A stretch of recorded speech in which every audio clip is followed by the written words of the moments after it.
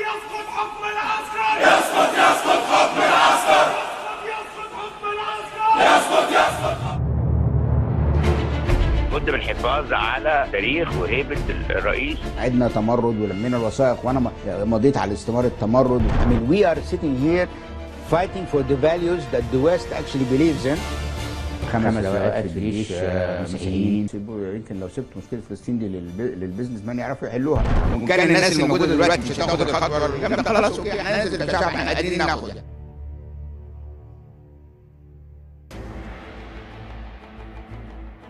حينما يتحول الحاكم من إنصاف الفقراء والوقوف بجوارهم إلى متاجر بآلامهم ولقمة عيشهم، فاعلم أن وراءه حفنة من رجال الأعمال الذين لا يشبعون من المال الحرام.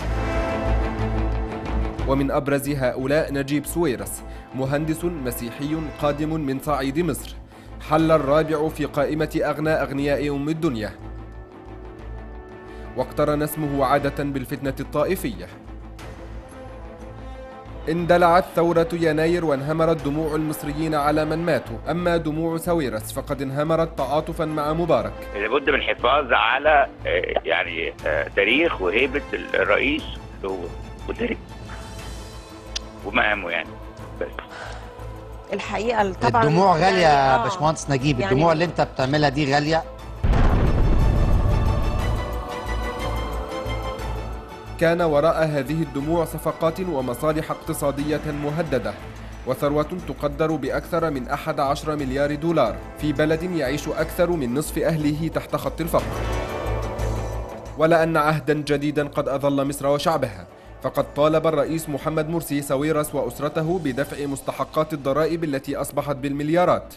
وبدلا من أن يبادر الرجل بدفع حق بلاده، هرب سويرس وعائلته إلى الخارج، وما لبث أن عاد بصفقة ظن المجتمع معها أنه سيعود للمسار الصحيح، إلا أن الرجل كرس نفسه وقناته وبرامجها للهجوم على الرئيس وحكومته، وصولا لمشهد 3 يوليو الذي تولد عنه الانقلاب العسكري. The chief prosecutor was a Mubarak appointee. He had the position for his entire working life, and so many people would say, well, what do you expect? There are processes to remove him.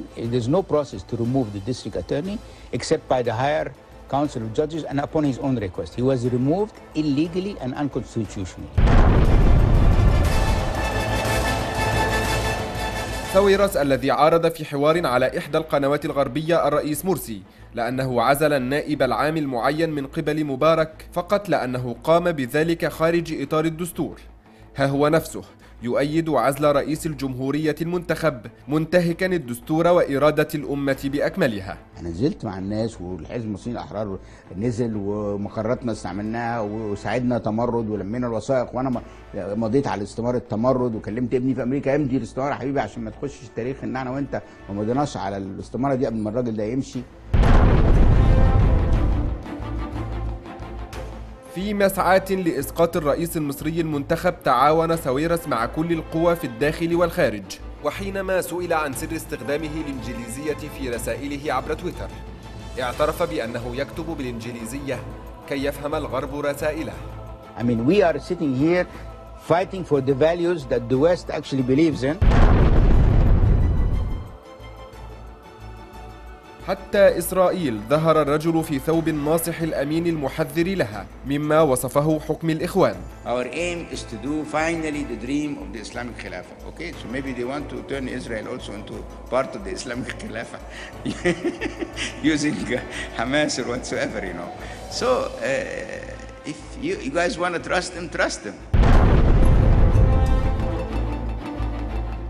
Not much difference. Islam and Sharia, this is what the 71 Constitution said. Islam is the religion of the state and Arabic is its official language. The principles of Sharia are the main source of legislation. That's what 71 said. We have no problem with that. بالرغم من محاولته إخفاء نبرته الطائفية وكرهه لكل ما هو إسلامي، إلا أنه لم يستطع أن يكبح جماح طائفيته طويلا. لو وضعت هذه المادة للتصويت وقبل بها أهالي مصر تقبلها؟ للتصويت الشعبي استفتاء على المادة الثانية. ما هو الأغلبية مسلمة هنا بالتالي هيوافقوا على الكلام ده، لكن لا تقبل برأي يعني مش هذه طريقة الديمقراطية؟ لا مش ديمقراطية. مش ديمقراطية. مش ديمقراطية.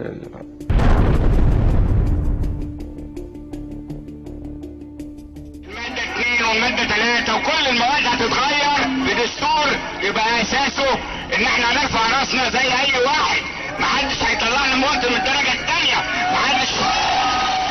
لم يكن ثمة تعارض ما بين تحركات ساويرس القادم من أسرة مسيحية متدينة وبين توجهات الكنيسة التي لم يكن يسافر كبيرها إلا على طائرته الشخصية. تناغما في المواقف والآراء عبر عنه ساويرس في أكثر من لقاء. أصحى في مصر دي يوم ألاقي 5 لواءات في الجيش مسيحيين، 2 4 5 في المخابرات العامة مسيحيين، وكل ما اقول لهم حد في الجيش مش عارف ما جاش مسيحي يقولوا لي فؤاد عزيز غالي، اقول لهم بقى من 30 سنة بقى خلاص حرام عليكم. بلغ التطابق ذروته في تطابق رأي ساويرس مع الكنيسة في ترشح قائد الانقلاب إلى منصب الرئاسة في مصر. في إجماع لأنه ده هو بطلنا الحالي يعني، فده إجماع شعبي. فأنت النهارده طب مين اللي هو مش موجود، مين البطل نمرة 2؟ طب مين لو الفريق السيسي ما نزلش مين ترشح مين؟ عضلتم كده.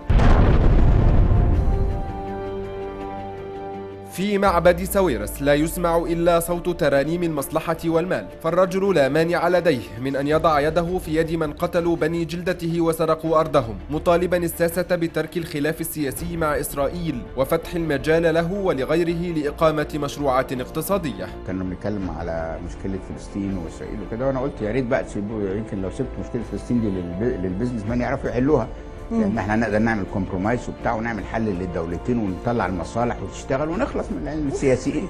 قعدونا في المشكله دي 50 سنه.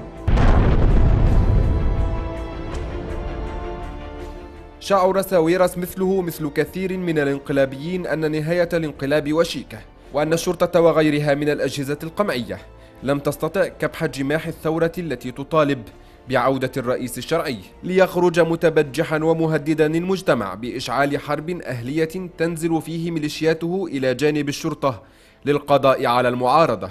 كان الناس الموجودة دلوقتي مش هتاخد الخطوة الجامدة، خلاص اوكي احنا ننزل كشعب، احنا قادرين ناخد يعني، مش هم 300 400 واحد خلاص.